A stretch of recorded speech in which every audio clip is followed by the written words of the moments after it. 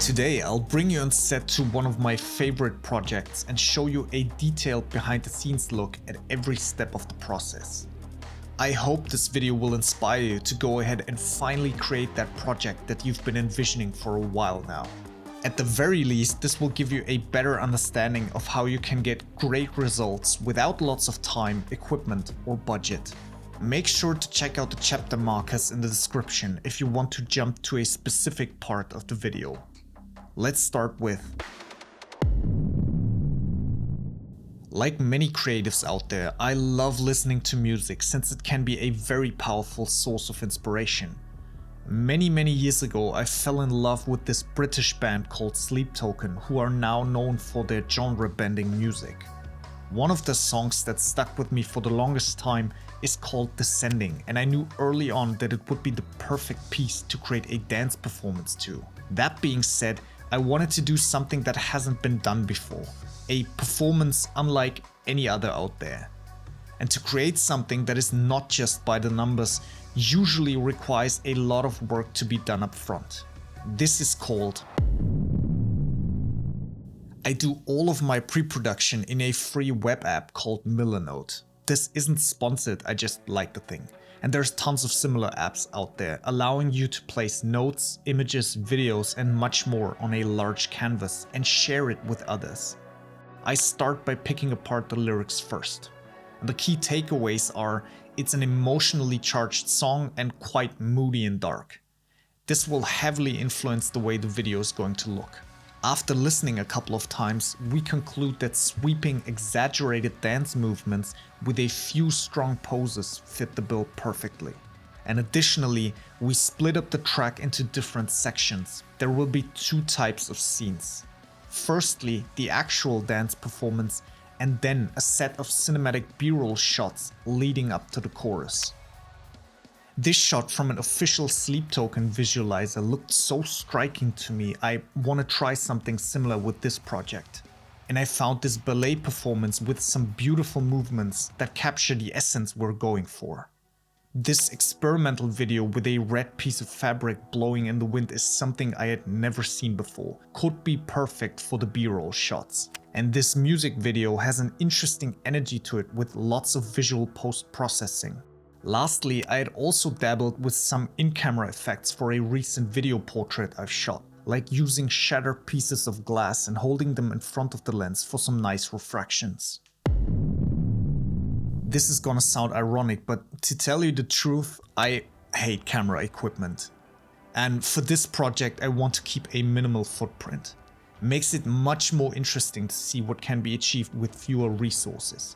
A couple of months ago I purchased the Sony ZV-E1 as a B-cam, and I feel like this would make for an interesting choice since it's seen as a fairly controversial camera amongst many filmmakers. Why not throw in another recent purchase? I picked up the Sony 20-70 f4 for its flexible zoom range and form factor. f4, you heard that right. And I'll be using this small rig 220B without any diffusion as my key light or backlight in this scenario. These Godox TL60 tube lights have been absolutely clutch on many jobs in the past. They don't need a direct power connection, which makes them insanely flexible. But the most crucial component is still missing: haze. The entire scene wouldn't nearly look as dramatic without haze filling the room. So I'll pick up a cheap haze machine for $40 and a canister of fluid.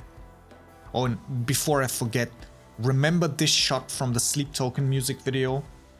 Yeah, I want to try something with some cheap laser pointers. $12 for 6 of them on Amazon.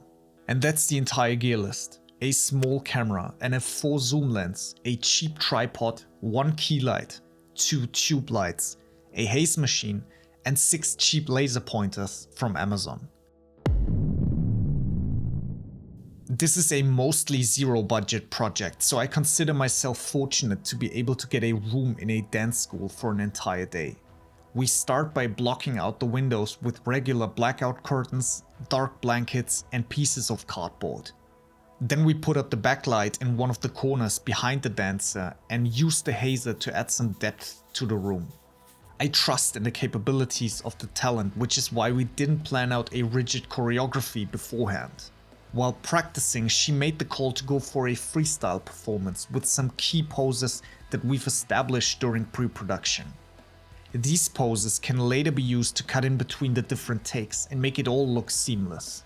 And just like with creating actual movies, repetition is really important. So we decide to record multiple takes of all the different verses, leaving out the parts I intend to slow down later. I used the small camera to my advantage and moved closely alongside the dancer. And since the zoom lens covers everything from 20 to 70mm, I also make deliberate use of its range. For the dancing parts, we have 3 different lighting setups. A single key light pointed at the camera to mostly show silhouettes. The key light pointed down at the ground and some light beams trailing around the room. This is what the cheap laser pointers were meant for. And finally, the key light still pointed towards the floor with 2 additional tube lights. One in the left corner emitting a deep red and the other one off to the right, set to the lightning effect setting. This will make it flash periodically and add some intensity. With the dancing portion being finished, we can now focus on the slow motion scenes. For this, I set the camera to record in 100 frames per second first. We got some fabric and a bunch of fans to create some movement in the shot. She's now going to move with the flowing piece of fabric while the fans are directly aimed at her. To wrap up the shoot, I have her dance and do some jumps with a dramatic backlight and the camera sitting on a tripod. She intentionally creates some movements that look sensual but also a tad bit off. To add some spice, I grab a few shards of glass and move them in front of the lens. The light refracts and adds an interesting dimension that can't be replicated during post-production. There is no definitive recipe to cut a video like this. A lot of it depends on how you as the editor interpret the music. That being said, there are a few ground rules that may aid you in your upcoming projects.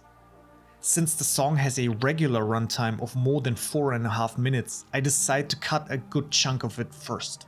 I'd highly recommend keeping your projects shorter to retain viewer attention and leave them wanting more. Since we spent enough time in pre-production, it is now a simple matter of choosing the most beautiful shots and connecting them. I listen closely to the beat, vocals and sounds as they are important markers.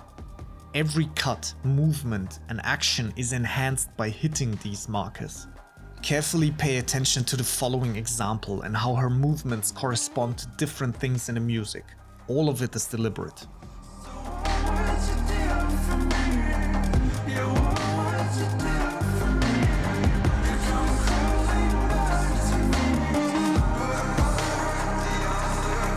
Let's talk about color real quick. If you've seen some of my work, you already know my style. I like depth. I grade my colors to be rich and often heavily lower the exposure of all the shots. For this project, I choose to go with a dark teal and orange look to create color contrast between the dancer's skin and the space surrounding her, making her stand out more. Adding some subtle halation and grain then completes the look. And finally, to enhance the feeling, I make deliberate use of several overlays, light leaks, light trails and so on. They add a bit of chaos to the beauty, which is just what I want. I hope I was able to encourage you to get creative as well. There is so many things to draw inspiration from, whether it's music, a piece of art, a feeling or a story. Even though this dance performance didn't make any money and likely won't ever get the recognition I feel it deserves, it was one of the most satisfying projects of my entire career. There will be many opportunities to work for large brands and renowned customers.